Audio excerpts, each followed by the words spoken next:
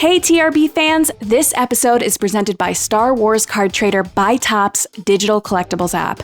Collect and trade digital collectibles including exclusive Mandalorian episodic content.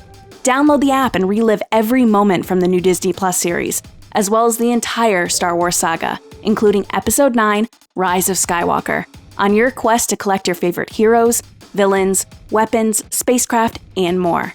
The app recently relaunched with a new user experience, new features like Workbench, which is a collectible trade-in function, revamped trading flow, newly added trade lists, wish lists, and a set completion tracker, which were all big asks of the community.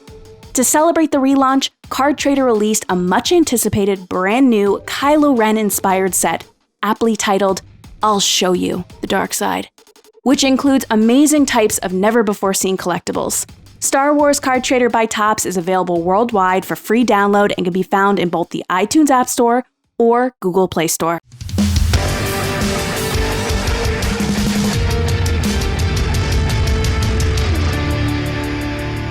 Welcome back to the Resistance broadcast, everybody. I'm John. How are you? Thanks so much for joining us today. The season of Star Wars is here, and we are getting very close to the Rise of Skywalker. We are 17 days away from the movie hitting theaters on December 19th in the US. I know what the advertisements say December 20th, but we know better than that. We know it always opens on Thursday. Come on, guys. Thanks for joining us. As always, James and Lacey are here with me. I hope everyone out there had a wonderful Thanksgiving. I hope you're not too upset being back at work or school or wherever you are, but we're here to make you feel better about that. James, Lacey, did you guys have a good holiday? How'd your Thanksgivings and your Black Fridays and your weekends go? I know we hung out on Friday doing the Mando fan show, but other than that, how was it? Thanksgiving was good. Got together with some family down in Cincinnati. Had the pink stuff. Gotta love that. And then not really any Black Friday shopping. My nephew went out. I was calling him Cousin Ryan all day because my son, so. But yeah, he went out and did some shopping. He left at like 10 p.m. or something like that. So he got the experience. But yeah, I don't know. Good Thanksgiving was good. Loved it. Had more turkey today. Nice. I skipped Black Friday. It gives me anxiety. I went out one year and I almost got into a fist fight. Well, I didn't. This other lady did because I got the last Keurig coffee maker. Ooh. And then this other lady started fighting with me about an Xbox. And the guy at Target was like, I have one in the back. I'll just get it for you. I was like, thanks. Wow. This was like 5 years ago. But ever since then, I was like, never again. So I did all my shopping online. Now, you did send some photos of some beverages to our Patreon Discord server. I did. So you had a few cocktails on Thanksgiving. I did. I had Feeling whiskey good? sours for the first time.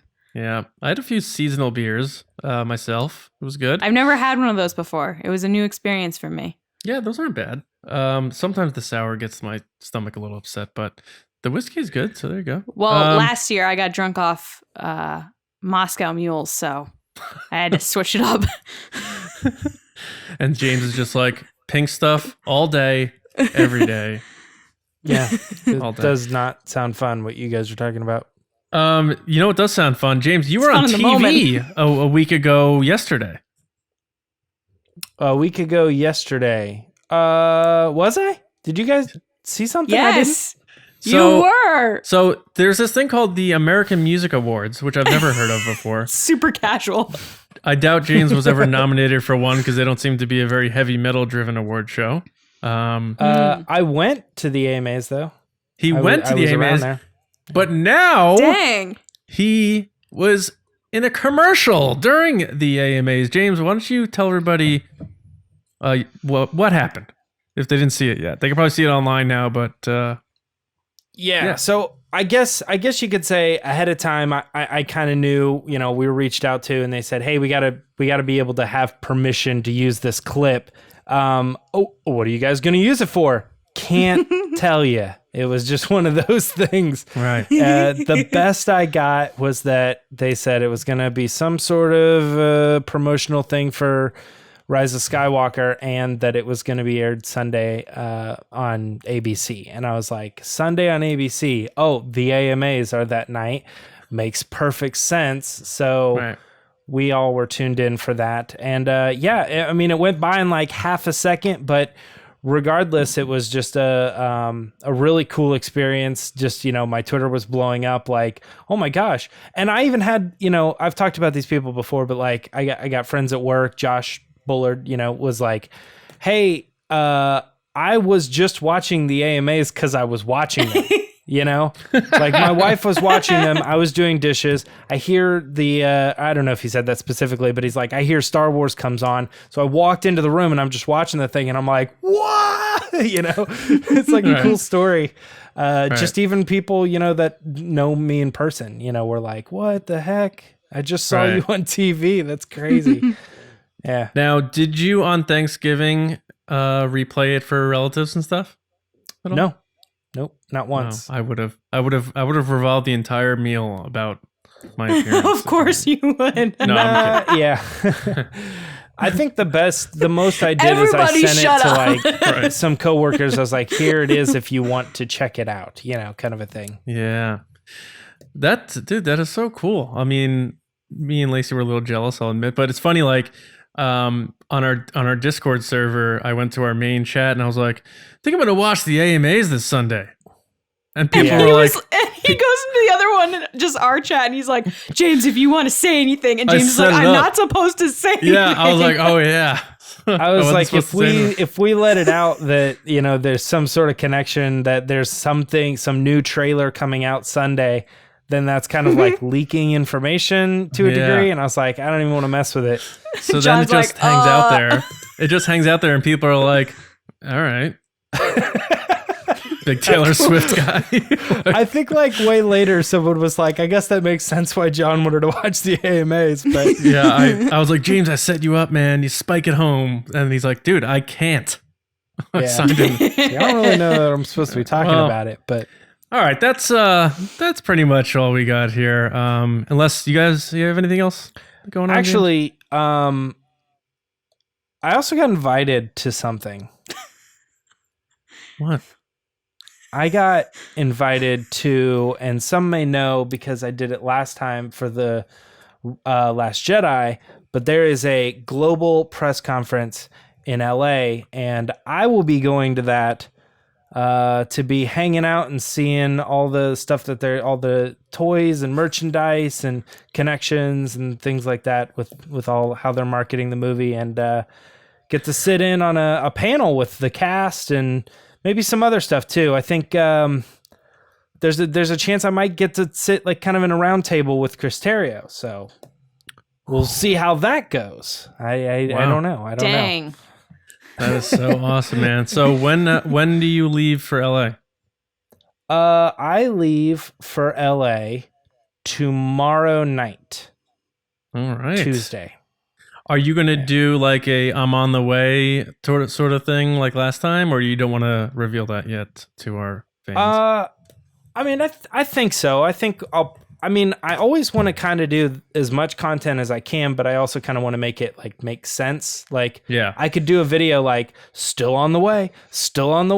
Hey, I landed, but I'm still going there. Like, or I could just put all that together, so we'll see how it all turns out, what we want to come up with. But last time it was a big experience, and I'm excited to go again for sure. Yeah. That's so exciting. Yeah, congrats on that. And I know you're going to do some awesome coverage. I'm curious what interactive stuff you're going to be able to do this time like you did last time. But make sure you guys go to our YouTube channel. If you're watching now, it's right on this channel.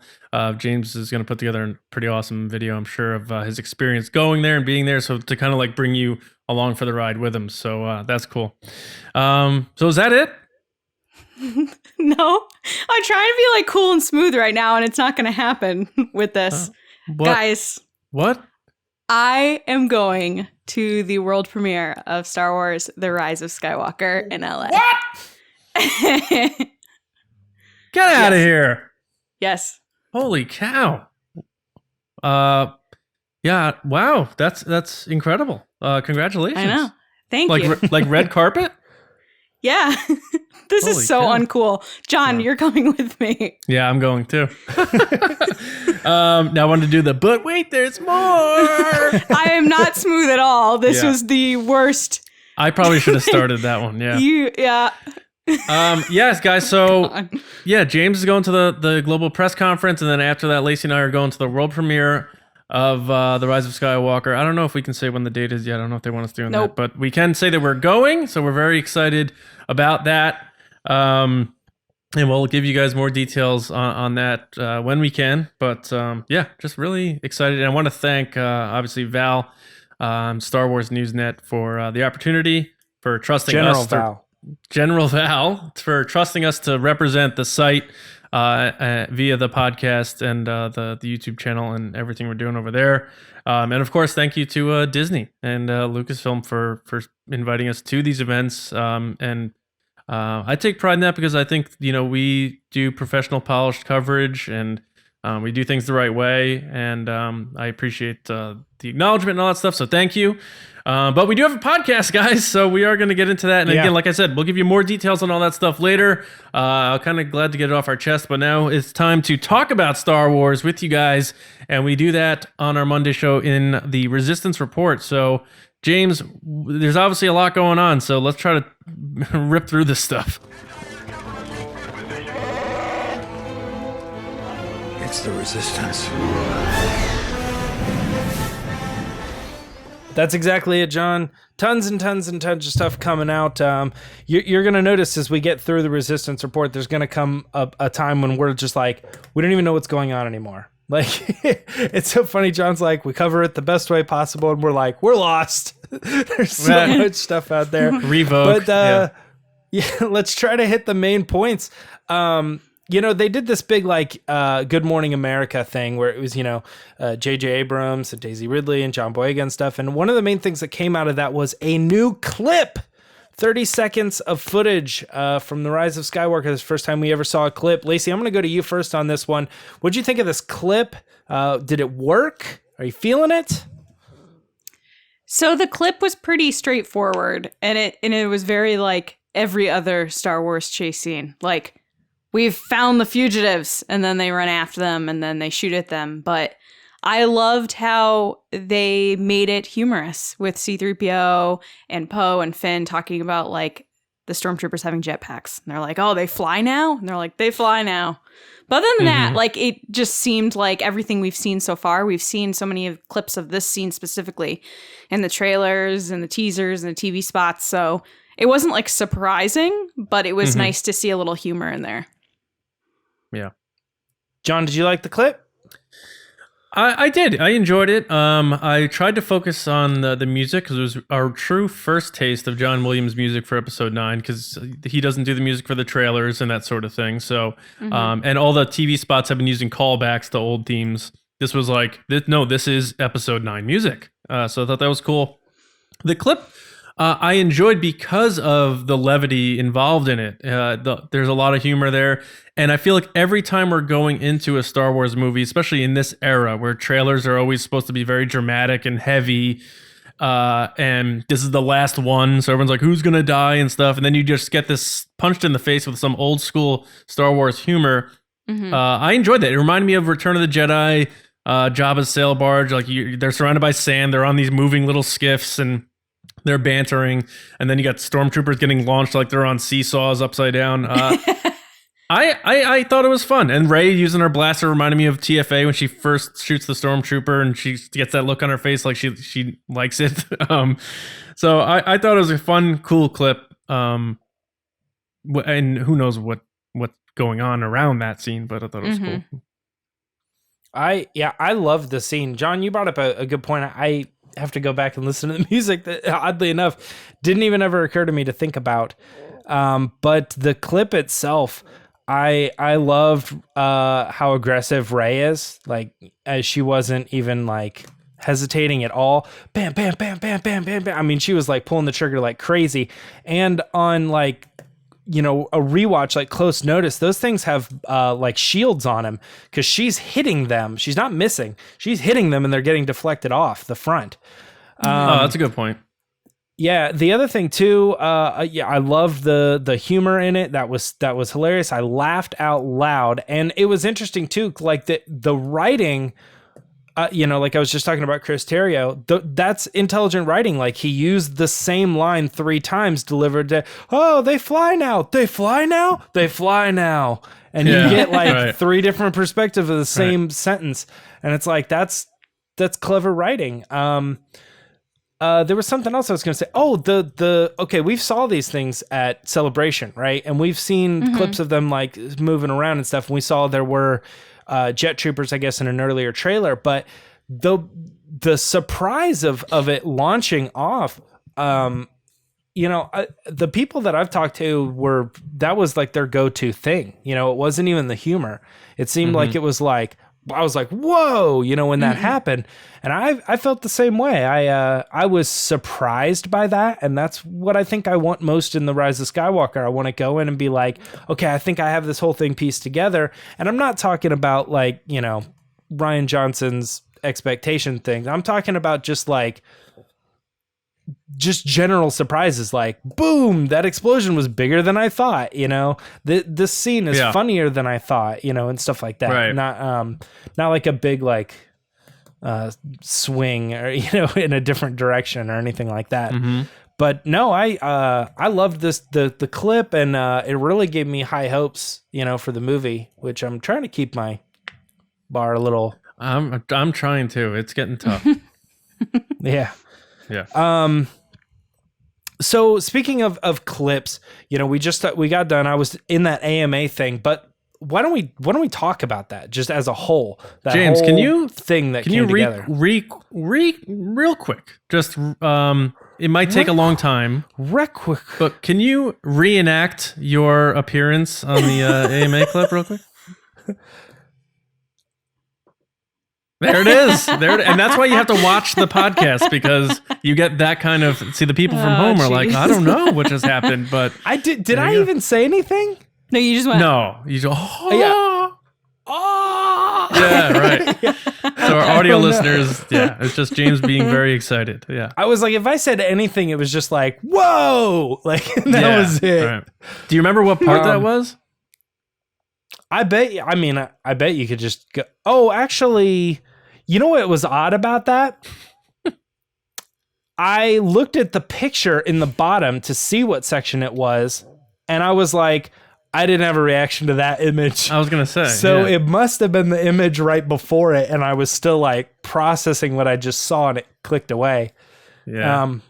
But yeah, no, that was really cool. But like I said, let's talk about the whole thing real fast, because while people were tweeting me and saying, hey, it was great seeing you, I was still seeing a lot of like, I was emotional, I'm not crying, and all this about this thing that was supposed to be this is the cultural impact of Star Wars, and we just want to remind people how big of a deal it really is that, it exists, and we're getting ready to finish that story with a wink of like, that's why you gotta come to the theater, Right. John, let's talk about this real quick. What did you think of the clip? So are you talking about the AMA clip that you were involved in? Or are you talking about the one that has the return of a certain character clip?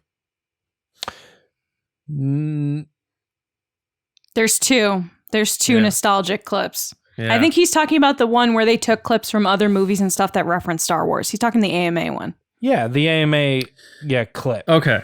All right. So yeah, the AMA featurette, I mean, I liked it, but it didn't make me like emotional really. I was surprised that it didn't as much as like the trailer did with the music and stuff. But I like the whole, walk down memory lane thing, and I don't necessarily recall everything that was in it. But Lacey usually knows these clips better than I do, so maybe I'll defer to her. I do like the whole, it started here and all that stuff, but I feel like there's been so many of these, and a lot of them are the same ones, but like twisted and bent and stuff sprinkled on top of it, that I feel like I've seen it. Like I feel like I'm watching a trailer for like Empire of Dreams, but they're adding newer stuff to the end. Like, I don't know if that makes sense, but Lacey probably has a better take on this one than me. So I agree with John. I liked the reel that they put out this past week which was from Celebration that they updated for this week. With the bloopers Right. So the AMA one that came out was like the cultural relevance of Star Wars and what it means to so many people, with like clips from Arrested Development where she's like, go see a Star War. Oh, yeah. And people buying toys and people going to the movies and, you know, all the news anchors throughout time, like Roger Ebert talking about it and stuff. It's really cool to see that, you know, Star Wars is more than a movie. It's like a cultural, pop culture phenomena that's like just been going on forever. And that this movie is kind of the lead up of all of that, which I'm sure obviously Star Wars isn't just ending after that. But yeah, I thought it was super cool. Obviously, it was really, really cool to see James. I was like #1 James fan, big sign. I was super pumped to see him in there. But yeah, no, I agree with you, John. I didn't have the emotional reaction that I had to the one that came out later this past week, around Thanksgiving, or the night of Thanksgiving, it was literally the reel they showed at Celebration, which was the one that you guys didn't see. It was only played in the room. I almost turned it off because I was like, oh, I've seen this. Yeah, no, they only played this in the says panel. It's new, and we've seen this. Yeah, go ahead. So they played it in the room at the panel, and I remember when I was watching it, the first clip of it is like a blooper with Alec Guinness and Mark Hamill, and then specifically like Harrison Ford was like really casual in it, which is like adorable to see, and he's like joking around with the camera guy. I remember watching the reel and thinking, oh, John's gonna love this because Harrison Ford. And then at the end they get into Carrie and stuff, and not as many new clips. I think they've pulled clips from the movie once it's been edited and added it in, but they only had a couple clips, which like it was Rey, Poe, and C-3PO looking out of the cave, and then Kylo Ren standing on top of... Yeah, in the desert. Yeah, those were like the only clips they really showed. But I remember how emotional I got that day watching it because they had so much Carrie footage that I started crying. And then that's when they put the camera in my face at the panel, to which you then see me on the live stream 2 seconds later. So that's what I remember that from. This new one, they added way more footage to it.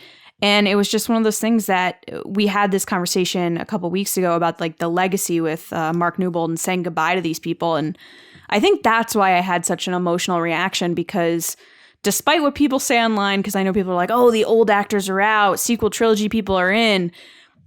So many people, including myself, have grown up with these people, and it's part of like who I am as a person. It's hard to say goodbye to these people, and it's bittersweet. So I think it's similar to what you had, John, with that C-3PO saying like, one last look at my friends. Like, that's how I felt about it. I was like, I don't want to say goodbye to these people because I shouldn't have to.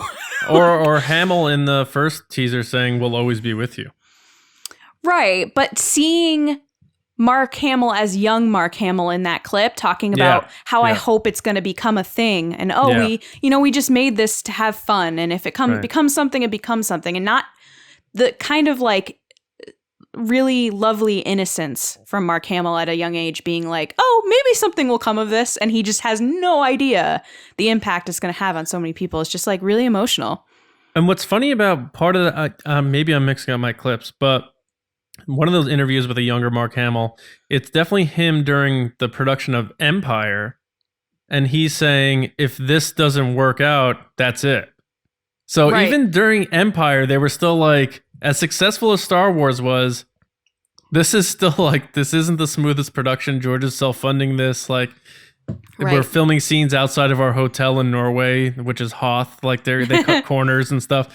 So, like, people think it was just this rosy ride after, like, the first Star Wars, and it wasn't. It was very, like, roughneck, cutting corners, getting things done, and him saying that, like, if this doesn't work out, like, that's pretty much it. And imagine it just being, Star Wars and its sequel, and then that was so interesting to think about that way. A lot of people don't, and, that's fine. You don't have to be a Star Wars historian or anything, but I that stuff always interests me.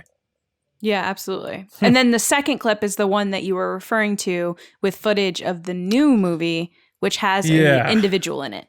Yeah. Yes. So let's talk about that real quick. there has been a lot of speculation over whether or not we were going to see Ewoks in the Rise of Skywalker, considering we know for a fact that Death Star went down near around Endor, somewhere in that vicinity. in the system. Is there any chance that we'll actually see Ewoks? And you gotta, Disney knows what they're doing, right?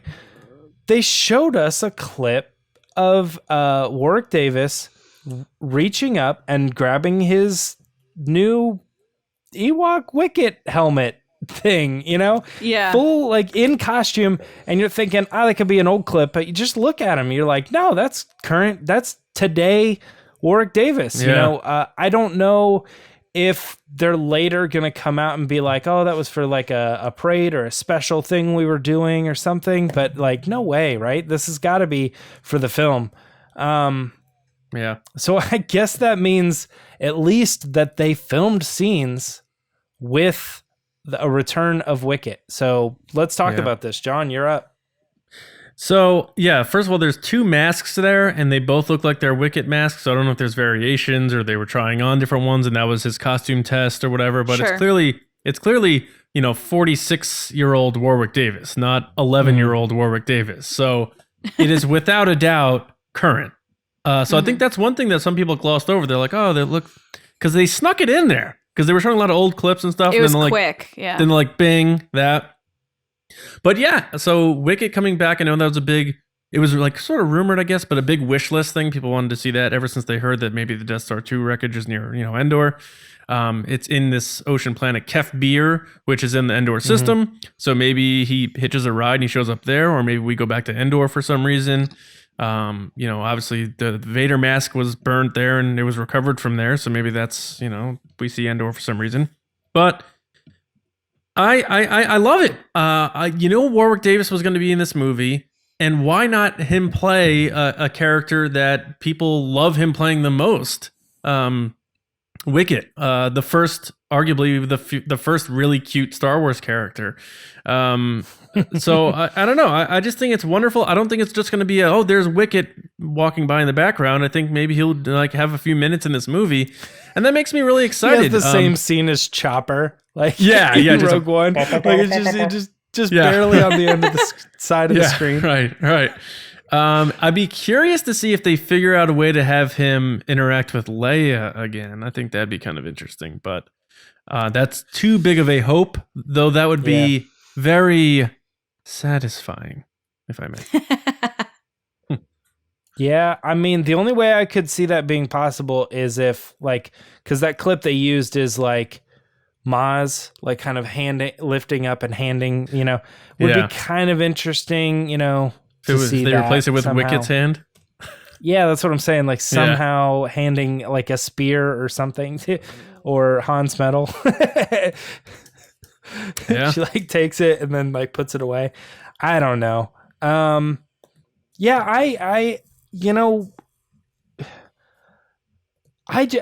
think you're right, John. I think you might be right on the only way we see Wicket is a flashback of how that helmet got picked up, because I don't think there's any reason for Wicket the Ewok to be on the next planet over.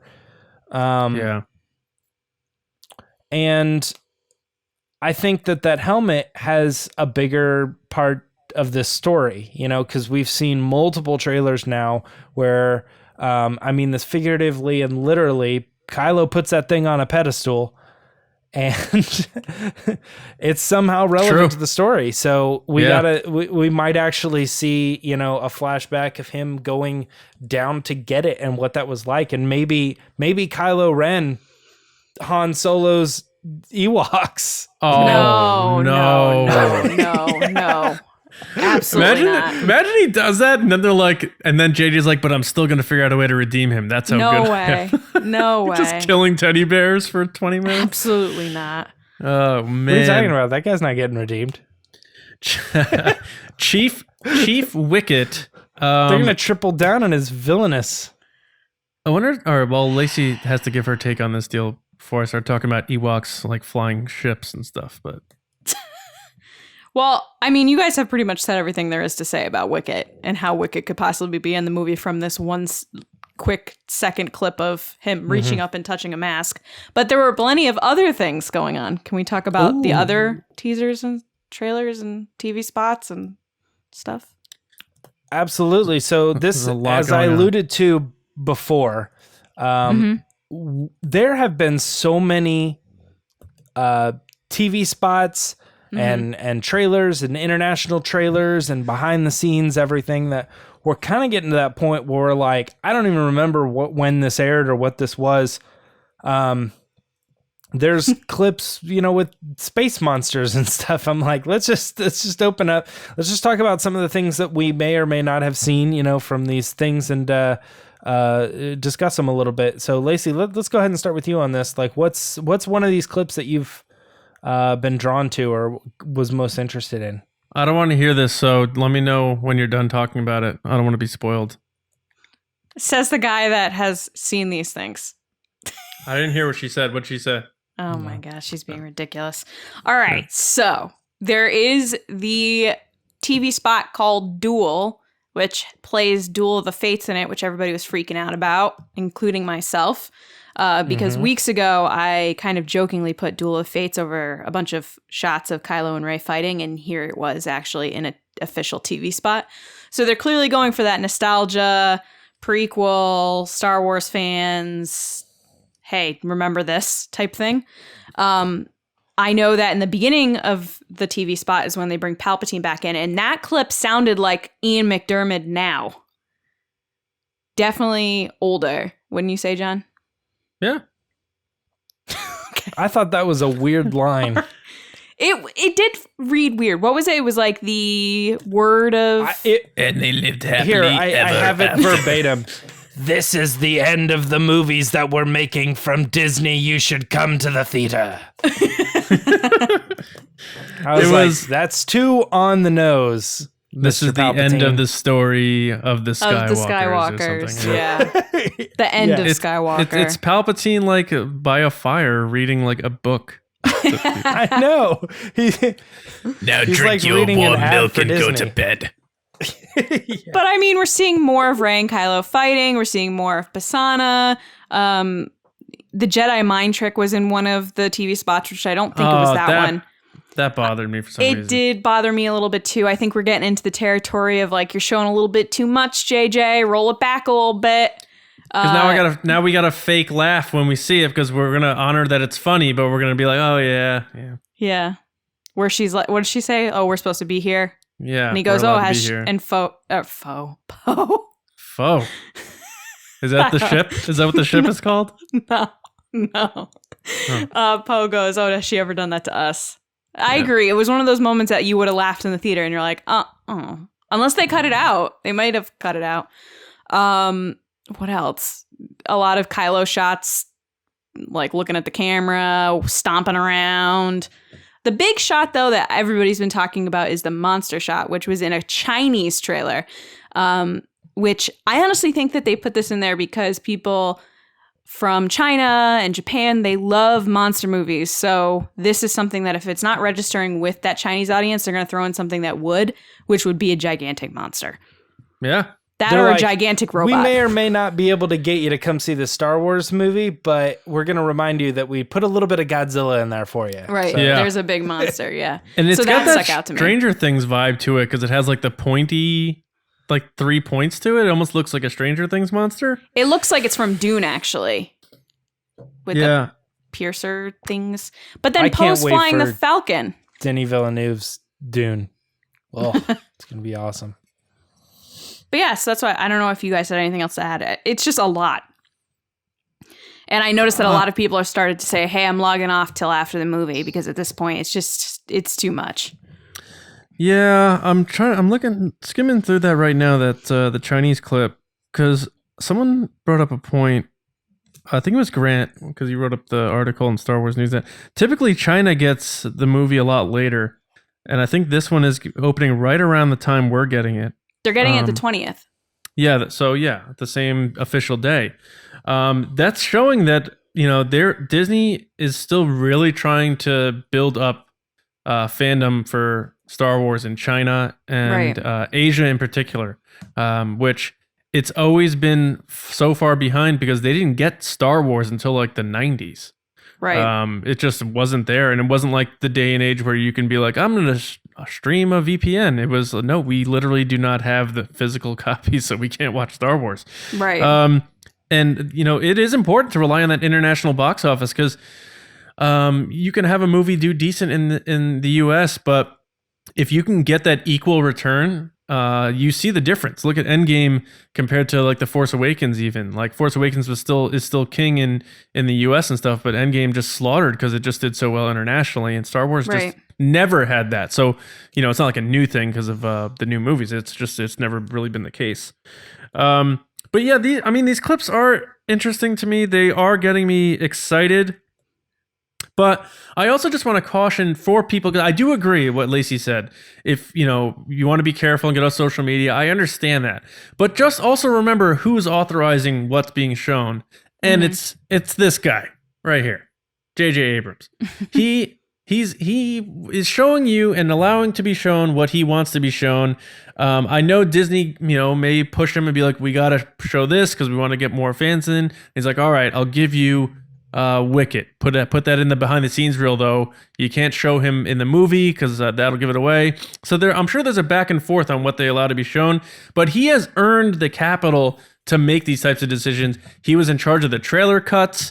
Like at Celebration, he had 3 cuts. He picked one of them. That's not all directors get to do that kind of thing, but if you bring Star Wars back, and not only do that, you make the biggest movie of all time, box office at the time,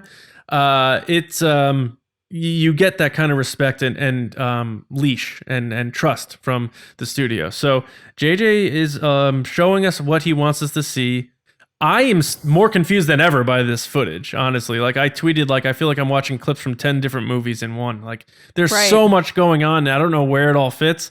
So I feel like the more I see, the more I'm confused, even though I'm seeing more shots. So I'm okay with that. But I just want to, urge, people, if you are seeing TV spots, I know the whole Rey red lightsaber thing from TLJ upset a lot of people at the time, but think about how little of a deal that was when it came out. It's like, oh, she had that for like 2 seconds. So you may see something and be like, oh my God, I can't believe that was revealed. It may not be a big deal. Like, I don't even think Dark Rey is going to be a big deal either for that reason. So just enjoy the ride. It's almost here. And then after that, and we may not get this kind of hype again for a big Star Wars movie. So just, I say embrace it, enjoy it. And that's it. Yeah. That whole the clip with the Emperor where he says the line about this is the end of this is the end of Skywalker or whatever. What do you think that does for that whole theory of Rey will take the name Skywalker? Nothing, because Palpatine is usually quite wrong in his egotistical proclamations. Was that your theory, John, that she was going to take the name? I had said that in my pitch for the episode 9 stories we did. I said that at the end, a Padawan, it'll be a time jump. We'll talk about that Thursday. We'll come up to Rey and you'll see Rey and you'll hear from the distance a Padawan say Master Skywalker, and Rey will turn around. And it'll just be because, not because she is a Skywalker, because she would have taken the name. I thought that would have been interesting, but. Got it. Yeah, because there was something about not just also that Rey taking the name Skywalker, but also Rey taking the name Skywalker as the new name of like the new Jedi or whatever. I heard that theory too. Yeah, something about when he said that, I just immediately was like, oh well, that's squashed. I guess it's not necessarily, because Rey could have taken the name Skywalker before confronting the Emperor. And then she's like, I am Rey Skywalker. And then he's like, well, this is the end of the Skywalker then, or something. I don't know. It just seemed to me like it was more focused around. He could say it's the end, and then because she defeats him and it's not the end, that's when she takes the name. Like he could say it like, oh, this is it. And she's like, no, it's not. Yeah. Or there's just something kind of odd about the definitive, a situation where he was harping on Kylo Ren, and he turns on him, and he's like, well, this is going to be the end of the Skywalkers, and I've had enough trying to reel you people in. Like, I'm just going to wipe you out now. Right. You know? You won't go Just so away. sick of- Yeah. I thought I had you under control. And now I I'm don't. lightning that Skywalker. Blah! Yeah. My real name's Solo. You're still a Persistently- Skywalker. Blah! Persistently led him on. Like, Yeah. one dude for like 20 years led him on. Yeah. But no, one other thing that I wanted to talk about real quick, and this isn't even on the show notes, but the John Boyega "She's Changed" tweet. What do you guys think of that? So, bring me up to speed. What's the deal? It was a shot of him and Jonna sitting on, well, he's sitting, I think he got like blown back or something, sitting on the Death Star 2, the fight area with the rain pouring, and he's looking into the vicinity of Rey and Kylo fighting. Yeah, even before that, there was a clip from a trailer where he was running up and saying towards Rey. there, Yeah. and you see Jonna right behind him, and he goes, "Rey!" And so you think he's running to Rey, right? That's the direction he's heading. Now we see a clip of him laying on the ground and Jonna like also like holding him up or whatever, and his subtext to this, or this subtitle was "She's changed." Oh, And I know it made what. me what? I think I know what happens. Go for it. Finn tries to get involved, and Rey uses the Force to shove him out of the way so Kylo Ren can't kill him. And he may take it as though she was aggressive against him or Right. something. Right. But she uses the Force to like push him Force out of the push way him, this time. It's so the forest thing doesn't happen again where Finn gets sliced up. I think it was more of like, getting out of the way using her powers, and maybe he like got Jean Grey vibes or something, like in X-Men when she like kind of her powers get too much. So that maybe it's something like that. I don't think like that's. I feel like people are like playing the Dark Rey thing too much. I really don't think it's going to be a big part of this movie. If that's where you were I thinking. agree, but Yeah. I do think that Because I saw your tweet and I was like, that is interesting. it was just the first thing that pops in my head, and I even said in the tweet, I'm like, no, that can't be. It doesn't make any sense because, where we see Dark Rey, and we've seen Rey in this specific spot, so you're probably right in reality. But I just wanted to throw it out there because I thought, I think that's what John Boyega is trying to maybe hint at, just like to mess with fans, Right. Because she's changed. I mean, if that scene ends up being like he runs up, she turns around, she's dark, and she shoots him back or something like that, then you'll be like, oh, dude, yeah, she's changed. Yeah. It's not Rey anymore, Right. or something like that. But I don't know. I just wanted to talk about it real quick. There's so much And- though. Like I'm sure there's other stuff I haven't even seen. Right? Yeah, tons of stuff. It's just the thing about it is we keep getting all these little like tidbits. John, you alluded to it earlier. It's like 1 second, 1 second, 1 second, 1 second, and it's like when you add all this up, it's probably about, absolute max, probably 5 minutes, maybe, in a 2 hour and 21 minute movie. Wait, what That's do you mean right, 2 guys. hours, 20 minutes? I was told it was 2 hours and 35 minutes. What happened? You went on Reddit. Oh.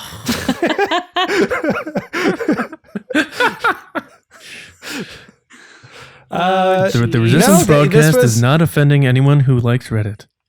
Yeah, we're going full circle here. JJ was doing the GMA run and all that, and he says, this was locked. We're done with the movie. It's finished. All said, done. And the movie's 2 hours and 21 minutes. John, you want to talk a little bit about why it wasn't the runtime that you said? You're an idiot. Why is it not the one you reported, Yeah, John? and this is the clip we're gonna like chop out and post on Twitter.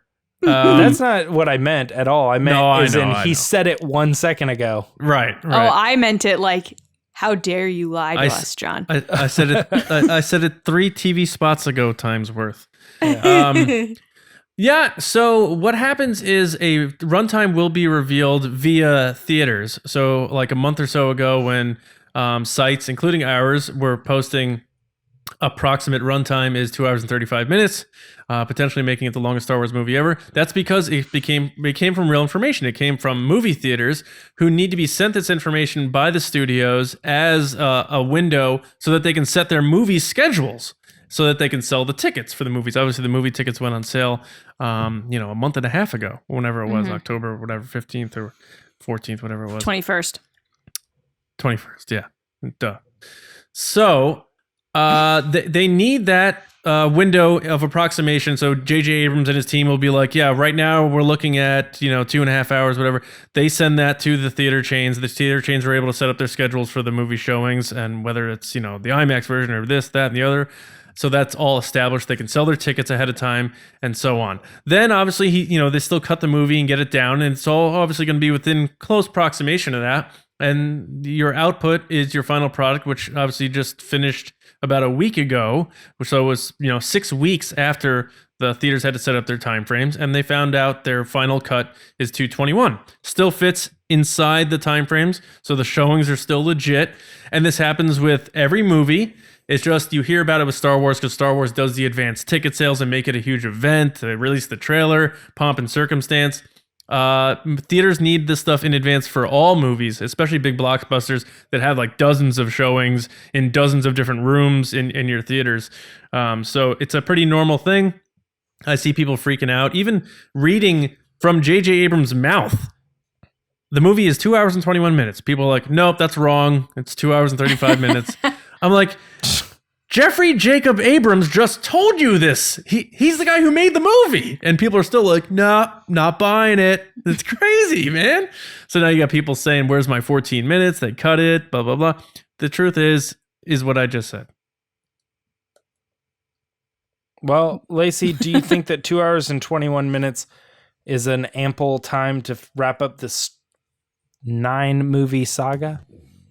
Yeah, I think that's plenty of time. I think it falls in the middle of John put up all the different times because John likes to do that, where he puts up all the different first words of each movie, the times of each movie, just like all the things. Like if you want the full range of whatever blank fact is, John will give you all 9. Just follow him on Twitter at Johnny Hoey and he'll give it to you. Wow. But that being said, I think that's ample time. Yes. But actually, JJ said more than just this time. I know everyone's harping on the time here, but he said more than that, including talking more about Leia being in the movie and how much it meant to him for her to be in there, and that she's real and actually in the movie, and it doesn't feel like they pulled the scenes from random places. But what I found the most interesting is what he told us about how a certain cast member left their script under their bed and it ended up on eBay for £65.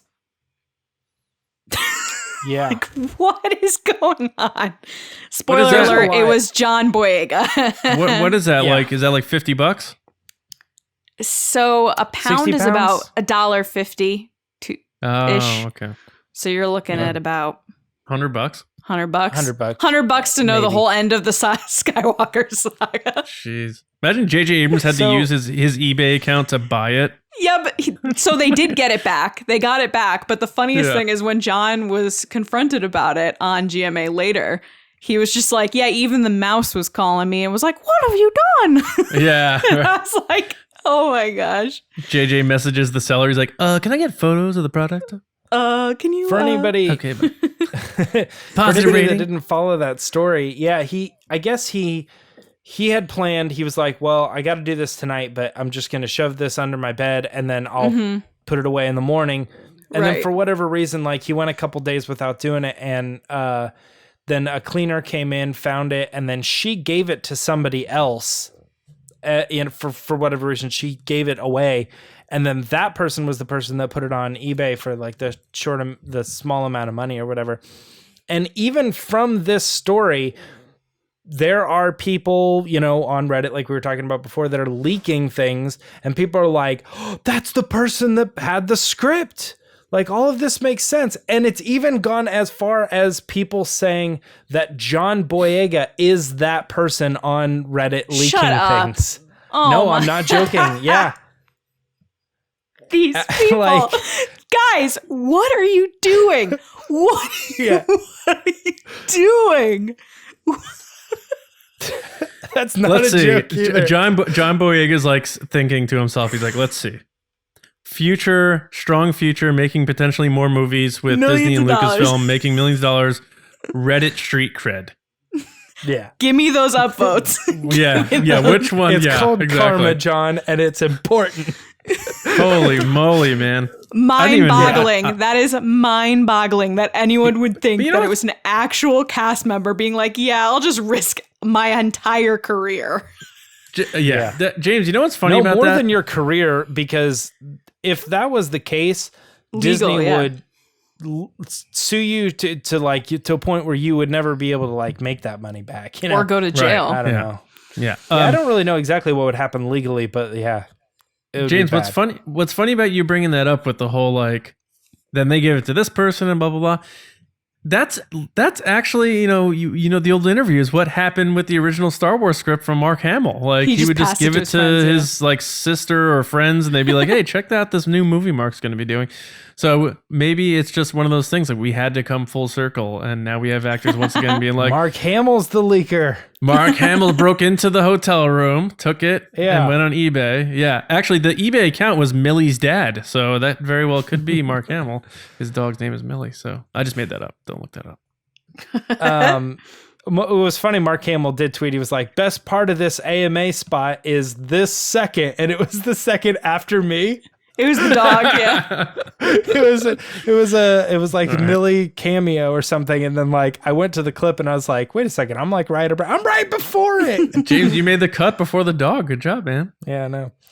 All right, last thing that we should probably talk about, just a quick mention before, because we got a lot to do on the show, and we got to get through it. The Mandalorian has officially topped Stranger Things as the most in-demand streaming service program. Most of these streaming services are like holding all their information, so there's not really a good way to tell. So this company has put together kind of a system that's just like, we're looking at what's out there in social and trying to determine what is the most in-demand show. So I know I just kind of explained it. What do you guys think about? You think that's an accurate way to do it? And do you think that it's good news for The Mandalorian? John. Me? Yeah. I don't know how they track this stuff or what's legit. I don't what's not. think If they know how to track it yet.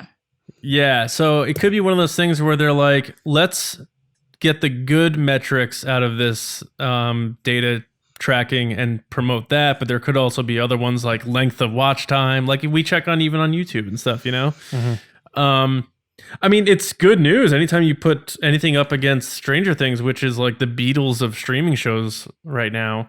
I mean, I didn't even write. It's funny. I was trying to troll on Stranger Things fans because I wrote the headline for this article. So I wrote, "The Mandalorian sends Stranger Things to the upside down to take top spot as most in-demand streaming show." I think it's great because Stranger Things, I guess Netflix has a more direct way of saying this was our most streamed show on our service. Mm-hmm. And if you think about that, which is, well, yeah, who knows? Or most watched upon release or whatever. Right. That's Netflix saying, out of all of our programming, this is the one show of streaming shows that had the top spot.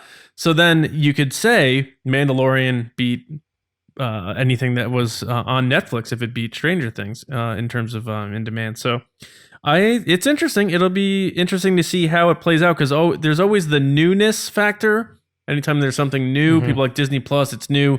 I'm going to check it out. I'm curious to see how like season 2 does or like Kenobi. Once Disney Plus has been out for a while, see what happens. But also to its credit, there may also be a lot of people who are waiting to get the streaming service till the holidays.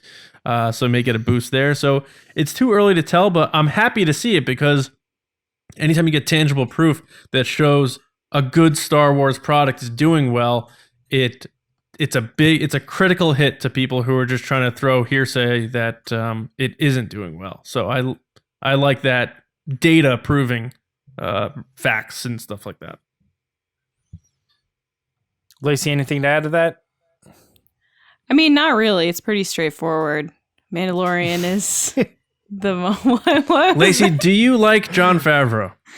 I love Jon Favreau. Thank you for asking. All right. I love Stranger Things too, but I love Star Wars more, so I'm pumped that it beats Stranger Things. And I'm sure James is pumped because I heard he gets in quite a lot of fights with Millie Bobby Brown. Oh, yeah. Boy. You know, I tell this story all the time, but whatever. When I was walking into the theater for The Last Jedi premiere, I held the door open for Dustin, the curly-haired kid. Oh, nice. He was with his mom. That's cute. Aww. He was like, Mom, this guy's holding the door. Let's go. I'm like, let's go, lady. Let's go, lady. Send both y'all to the Upside Down. You won't be seeing this movie in 2 seconds. John is sending everyone to the Upside Down. I'm the right Demogorgon. I'm the Demogorgon. Well, I'm sending everybody to the Scoundrel's Rundown. Oh, okay. I'm still Z Captain. 1, 2, 3. Punch it. Punch it.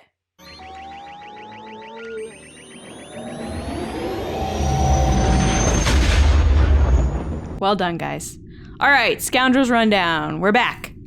So at the beginning of the show, we made some pretty awesome announcements, including the most awkward announcement I've ever made in my life. Handled it terribly. Hope you appreciate the candidness of it. Such a good opportunity. It's not that I'm not excited, because when I was told, I actually cried.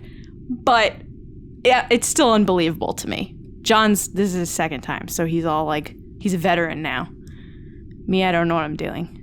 I don't know what to do with my hands. All right, so anyway. But we also have a big announcement for you guys, because if you are an old school TRB fan, like I'm talking before the good person came to the show. Like before that. No, we did it after I joined. Oh yeah, we did it for Solo. Definitely after I joined. Never mind. Scratch that. Ignore. I mean, I'm still the best part of the show, but that being said. I can't wait for the comments. I agree. At 38-47, Lacey's the best part. But if you're new to the Resistance, we do this this contest every single time we have a big Star Wars movie. So we are doing, which I'm giving props to John because this is a great name, the Prize of Skywalker movie challenge. So how it works is we're going to post a link to a quiz. You take the quiz during the time period that is specified. Whoever has the most correct answers is entered into a raffle to win a bundle of really cool stuff. So some of that stuff includes a John Boy. Wait, real quick. The quiz is what you think is going to happen, and we will grade it after the movie is seen by everybody. Yeah. Correct. Yeah, it's not just like, what's the name of the co-pilot in the Millennium Falcon? It's like, do you think Kylo Ren's going to die, yes or no? And if he dies in the movie, you got it right. Correct. You know? And as a reminder, I won of the three of us for the solo challenge. I just wanted to get that back in there because I'm the best part of the show. So, okay, so prizes. 1, you get a John Boyega autograph photo of Finn. Super cool. Hey. 2, you get a TRB Supreme Leader Kylo Ren t-shirt. I'm wearing it right now. Oh, well done. Any color you want. I didn't plan that, actually. It's just luck. Oh, I thought you did. Luck of the laundry pile. That. I'm wearing our best-selling t-shirt of all time. Nice. Well, James designed this, and you get to pick a color, and we'll send it to you. Too? Yeah. You get a Rise of Skywalker Rey Funko Pop. You get a San Diego Comic-Con exclusive Black Series Sith Trooper. So that's the special edition one with the really cool box with all the little weapons and little drawers. It's super cool. I have a review of it coming soon on our Patreon. A copy of the Rise of Skywalker on Blu-ray when it comes out. A Rise of Skywalker Millennium Falcon kit from Bandai, which was donated by Bluefin Brands. They're the people that distribute Japanese toys here in America. So really, really cool. And then I need a Goku from them. Okay, I'll let them know. Good. And then, last but not least, you get a copy of Jedi Fallen Order donated from the awesome Star Wars Explained. Hey, thanks, Alex and Molly. So, all of that could be yours, and you get bragging rights. So, to be clear, we can't enter it, right? You always ask that. No, John, you can't. I know, you can't enter it. So they guess what's going to happen based on our questions, and the person with the highest score wins. But if there's a tiebreaker, we do a little rando selecto for the high, like out of the high score people. That's why I said you get the most right. You get entered into a raffle to then. Right. Unless there's just the one winner. What if one person? Then you are the special. The best person of the Prize of Skywalker. How good is that? Such a good name. It's such a good name. What is? The Prize of Skywalker. It is, isn't it? This is a super long. It could have been the rundown. surprise. Oh yeah, sorry, Lacey. I forgot this is the rundown. No, this is my bad. I am rambling tonight. Okay, so speaking of Star Wars Explained, if you haven't yet, make sure to watch and listen to the Mando fan show from this past Friday, where Alex and Molly joined us to talk about Chapter 4 of The Mandalorian. And then make sure to keep collecting the Mando code numbers, and you could enter to win the Boba Fett Black Series electronic helmet, which I was like, what? We're giving this away? Where are we getting this money from? It's so cool, guys. It's really, really cool. And then make sure to join us this coming Friday, the Mando Fan Show, where we will have DJ Elliott, who is the host and DJ for Star Wars Celebration and also Disney Parks. And we're really excited to talk about Chapter 5 with him. And make sure to tweet along with Mando Fando. And that's it. So as usual, we're going to go to John, who's going to do Ask the Resistance. So Chewie, is he ready? Get us out of here. James puts the real sound effect up. So yeah. I'm excited about the Prize of Skywalker. You can use hashtag the Prize of Skywalker if you want.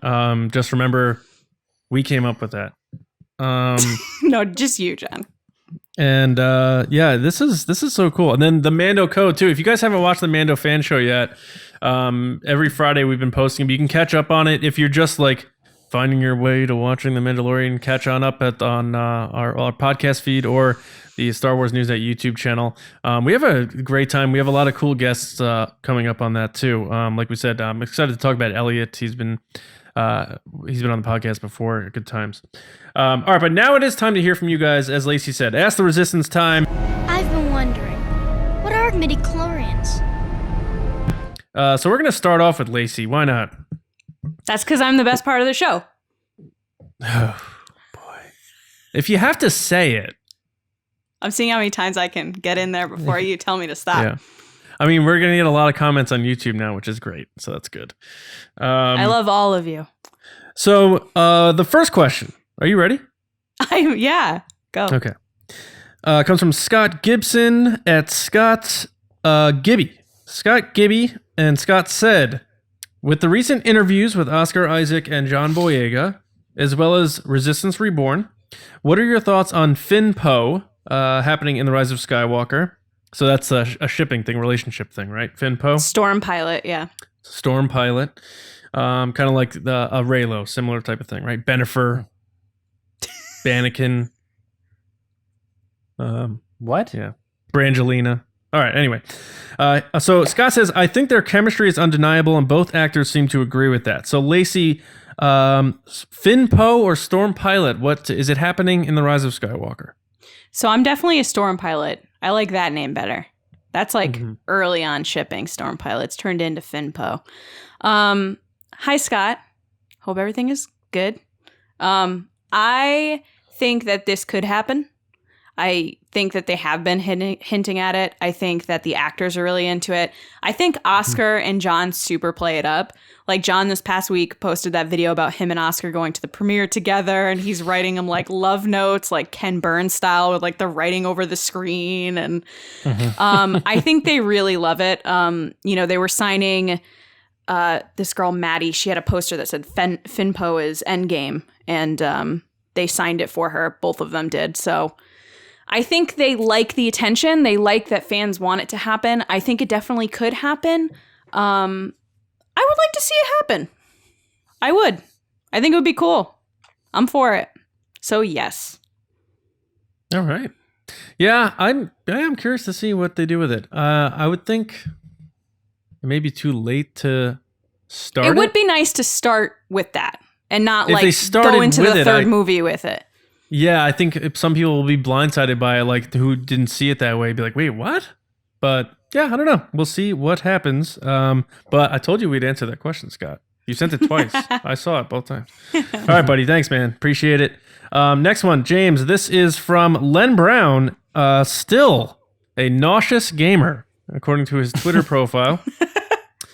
So, Len, when you're not being nauseous, you send questions, and you said, could Tiny, a.k.a. This Is Not Yoda, a.k.a. The Child, we all know him by now, be playing possum with Mando, similar to how Yoda did with Luke in The Empire Strikes Back, acting childish just to survive or to see how Mando would react to him? So is he acting a baby or just playing some wait and see tricks on Mando, or what do you think? It's not a bad question. I think the thing that would throw me off the most is if there was a reveal, then I think that Tiny would have to talk in full sentences, and I just don't think they're prepared for like a full-on voice. I think they want to keep it at like, if there are words, the short words, high voice, like similar to what we're hearing out of the cooing.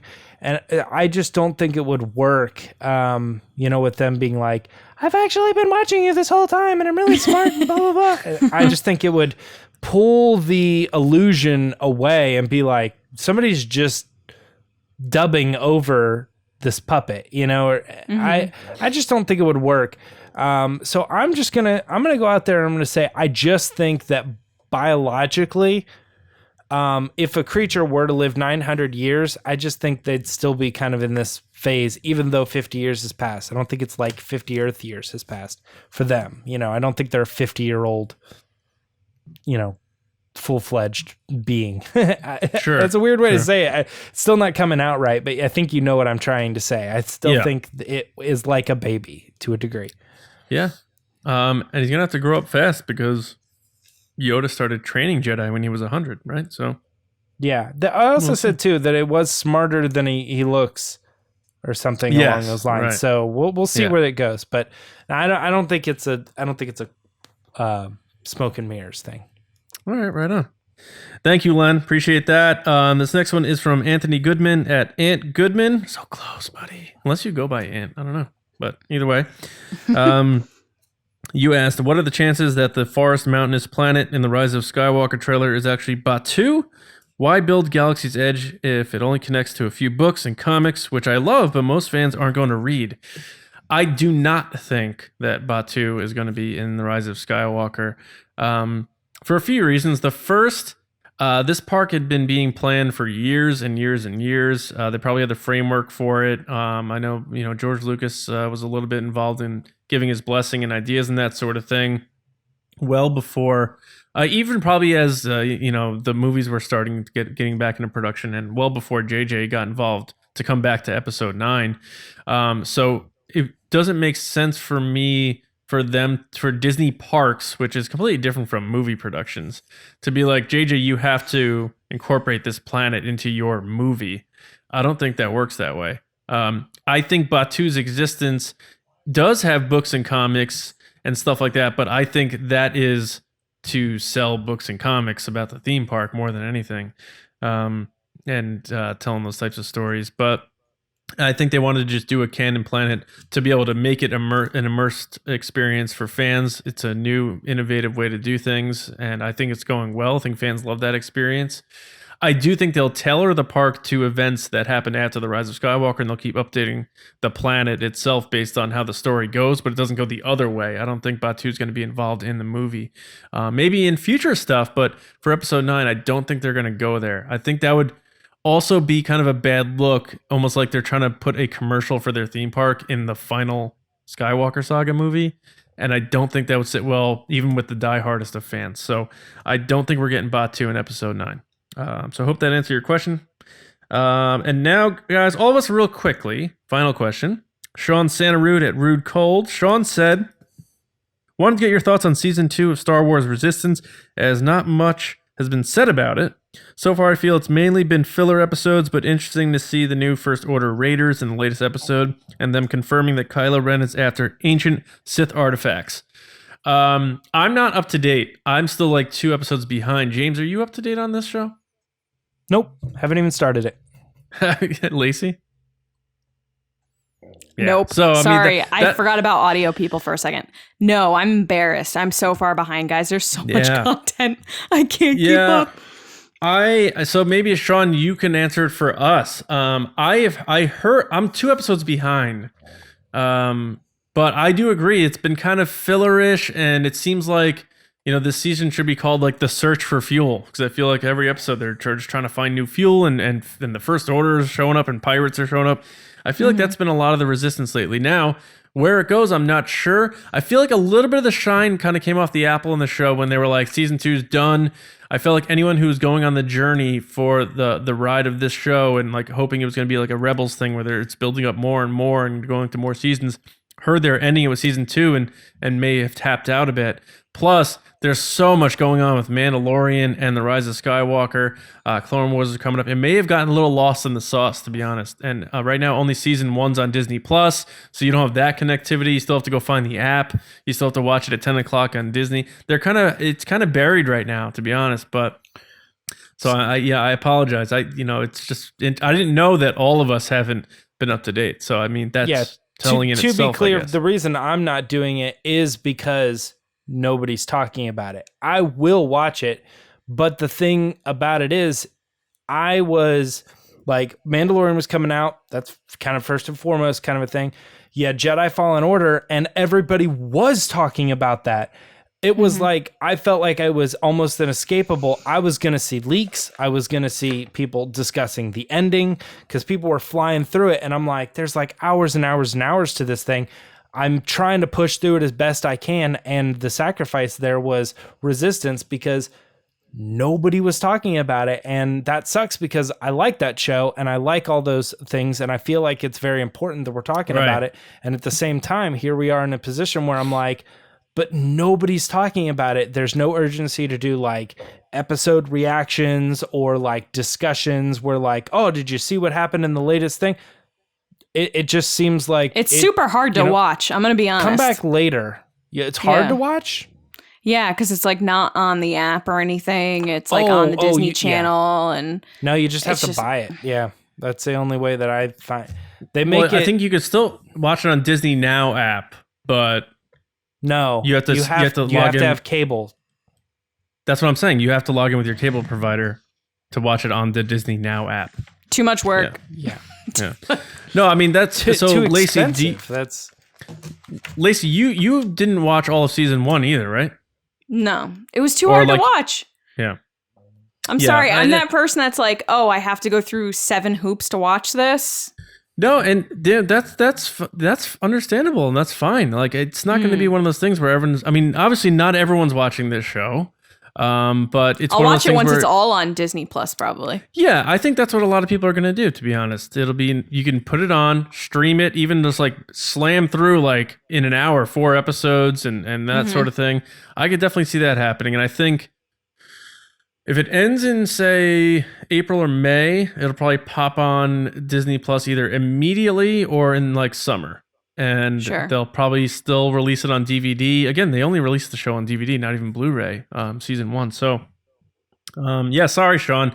We didn't have a better answer for that, but that's it. All right. All right, guys, that brings us to the end of the show. I want to thank everyone for watching and listening. If you are new to the Resistance broadcast, if you found us via all different ways, welcome. If you found us via the Mando Fan Show somehow, that'd be a weird backwards way of meeting us, but how are you? Make sure you are subscribed to us on YouTube, Apple Podcasts, SoundCloud, Spotify, Google Play, Podbean. We're pretty much popping up everywhere. So wherever you prefer to take in the show, make sure you're subscribed because we have 2 shows a week every Monday and Thursday. Also the Mando Fan Show on Fridays. And if you aren't sick of us from that, you can head to our Patreon page, patreon.com/Resistance Broadcast. We have new content going up there pretty much every day. The Force Awakens commentary is going up this week. We finally got that out to you. We're getting close to doing another one, hitting another goal. So we can't thank you guys enough for all your support. Lacey's been killing it, putting out all this content for us. We hope you're digging the new look of the page. James helped with all those graphics. And it's full speed ahead. And just when you think content's going to be slowing down for Star Wars, we're just getting rolling here because we have a lot of plans leading up to Star Wars Celebration in August. So 2020 is going to be a big year for us. And you are a main part of that. So we appreciate that very much. And I do have to say a special thank you to our Patreon generals, Carmelo, Brian Shalito, Andrew Staley, Neil Lowry, Jeremy Myers, Neil Shaw, David Probus, John Reese, JG Carr, Seth Kime, and Val Trichkoff. And I do want to say one more very special thank you to Val Trichkoff of Star Wars Newsnet. Runs the site, doesn't want any attention, but so selfless and giving us these opportunities that Disney invited us to attend these press conferences and the world premiere. So thank you again, Val. You are the best, and we appreciate it very, very much. All right, so last thing, just because it is sale time, TeePublic, I think, is constantly having rotating sales through like pretty much all of December. So if you do want to get like a Make Solo 2 Happen t-shirt, Supreme Leader, or any of our designs, we have like 35 different designs. James made pretty much all of them. Go to tpublic.com/user/resistance broadcast and pick them up. And I do advise you getting a Make Solo 2 Happen t-shirt, especially for next summer, but we'll get into more of that later. But that's it. So you guys can find me on Twitter at Johnny Hoey and over at Star Wars Newsnet. James, how about you, man? Twitter and Instagram at Myra Trunks. All right, Lacey. Before I tell you where, I just want to thank everyone again for supporting us because we don't get to do cool stuff without your support. So yeah, thank you. And make sure you're following James this week because you don't want to miss anything. You can find me on Twitter and Instagram at Lacey Gilleran. Nice. All right, guys, that about does it. We will be back with you on Thursday, where we are going to talk about the potential of time jumps in the Rise of Skywalker, and we're going to have a Patreon pod race and do some fun discussing of all things Star Wars. So enjoy your weeks. We hope we made your Monday after the holiday a little easier, and we'll see you on Thursday morning right here on the Resistance broadcast. See you around, kids.